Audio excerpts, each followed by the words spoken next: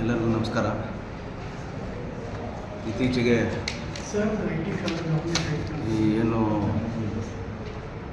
Gas ಪೂರೈಸುವ ವಿಚಾರ, ಒದಗಿಸುವ ವಿಚಾರವಾಗಿ ಗಾಳಿ ಸುದ್ದಿ ಹಬ್ಬಿತ್ತು. ಏನು ಇವಾಗ ಸಿಲಿಂಡರ್ ಸಿಗ್ತಾ ಇಲ್ಲ, ಮುಂದಕ್ಕೆ ಸಿಗಲ್ಲ ಅಂತ ಈ ವಿಚಾರವಾಗಿ ನಿನ್ನೆ ಕೂಡ ನಾವು ಸುಮಾರು ಚರ್ಚೆ ಮಾಡಿ ಈಗಾಗಲೇ ಮಾಧ್ಯಮದ ಮೂಲಕ ಸಾರ್ವಜನಿಕರಿಗೆ ಮಾಹಿತಿ ಕೊಟ್ಟಿದ್ವಿ. ಯಾವುದೇ ರೀತಿಯ ಭಯಭೀತಿ ಪಡೋ ಹಾಗಿಲ್ಲ. ಗೃಹ ಬಳಕೆಗೆ ಸಂಬಂಧಿಸಿದಂತಹ ಎಲ್ಲ ಸಿಲಿಂಡರ್ಗಳು ಕೂಡ ಸರ್ಕಾರ ನಮಗೆ ಸರಬರಾಜು ಮಾಡೋದಕ್ಕೆ ಕ್ರಮ ಕೈಗೊಳ್ಳಲಾಗ್ತಿದೆ. ಎಂದಿನಂತೆ ಏನು ಕ್ರಮ ಕೈಗೊಳ್ಳಲಾಗ್ತದೆ ಅದೇ ರೀತಿ ಕ್ರಮ ಕೈಗೊಳ್ಳಲಾಗ್ತಾಯಿದೆ.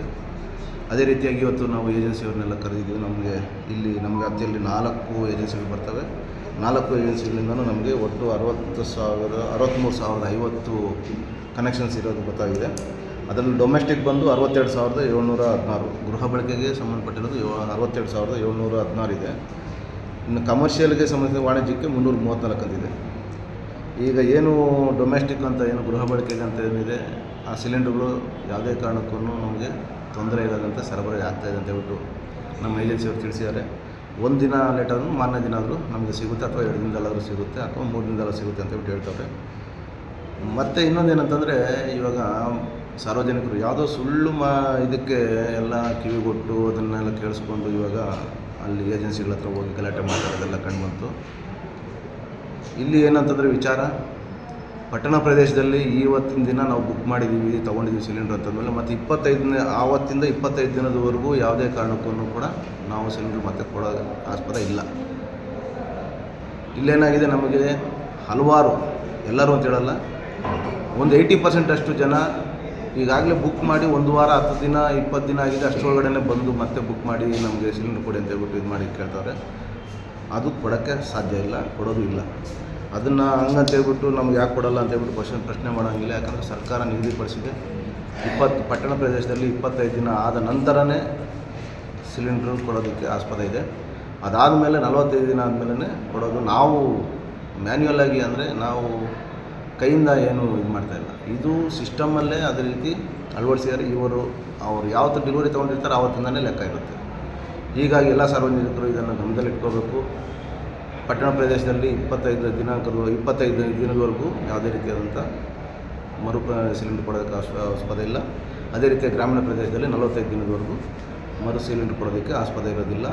ಹಂಗಂತ ಹೇಳ್ಬಿಟ್ಟು ನಮಗೆ ಮೆಸೇಜ್ ಬಂದಿಲ್ಲ, ನಮ್ಗೆ ಕೊಡ್ತಾಯಿಲ್ಲ ಅಂತ ಹೇಳ್ಬಿಟ್ಟು ಆತಂಕ ಪಡೋ ಅವಶ್ಯಕತೆಯೂ ಇಲ್ಲ. ಅವ್ರಿಗೆ 1 ದಿನ ಅಥವಾ 2 ದಿನ ಹೆಚ್ಚು ಕಡಿಮೆ 3 ದಿನದಲ್ಲಿ ಮತ್ತೆ ಅವರಿಗೆ ಸಿಲಿಂಡರ್ ಕೊಡೋ ವ್ಯವಸ್ಥೆ ಮಾಡ್ತಾರೆ. ಏಜೆನ್ಸಿ ಕೊಟ್ಟಿದ್ದಾರೆ. ಇವಾಗ ಸದ್ಯಕ್ಕಂತೂ ಏನೂ ತೊಂದರೆ ಇಲ್ಲ. ಈಗಾಗಲೇ ನಿನ್ನೆ ತಿಳಿಸಿದ್ದೀನಿ. ಈಗ ವಾಣಿಜ್ಯ ಇದರಲ್ಲಿ ಡೊಮೆಸ್ಟಿಕ್ ಗೃಹ ಬಳಕೆ ಸಿಲಿಂಡರ್ ಉಪಯೋಗಿಸ್ತಾರಂತ, ಅದನ್ನು ಈಗಾಗಲೇ ನಮ್ಮ ಆಫೀಸರ್ಸ್ಗೆಲ್ಲ ತಿಳಿಸಿದ್ದೀವಿ. ನಮ್ಮ ಡಿಸ್ಟ್ರಿಕ್ಟ್ ಆಫೀಸರ್ನ ಕರೆಸಿದ್ದೀವಿ. ಇದ್ರ ಬಗ್ಗೆ ಒಂದು ನಿಗಾ ಇಡೋದಕ್ಕೆ ಅಂತ ಹೇಳ್ಬಿಟ್ಟು ಮುಂದಿನ ದಿನಗಳಲ್ಲಿ ಅದನ್ನು ಕೂಡ ಕಂಟ್ರೋಲ್ ಮಾಡೋದಕ್ಕೆ ಕ್ರಮ ಕೈಗೊಳ್ತೀವಿ.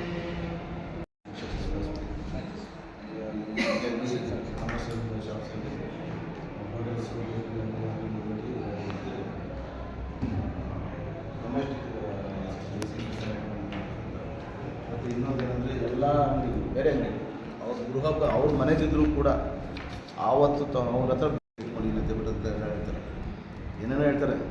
ಹೋಟೆಲ್ ಪಕ್ಕದಲ್ಲೋ ಇನ್ಯಾವುದೋ ಪಕ್ಕದಲ್ಲಿ ಅವರು ಇಟ್ಟಿರ್ತಾರೆ.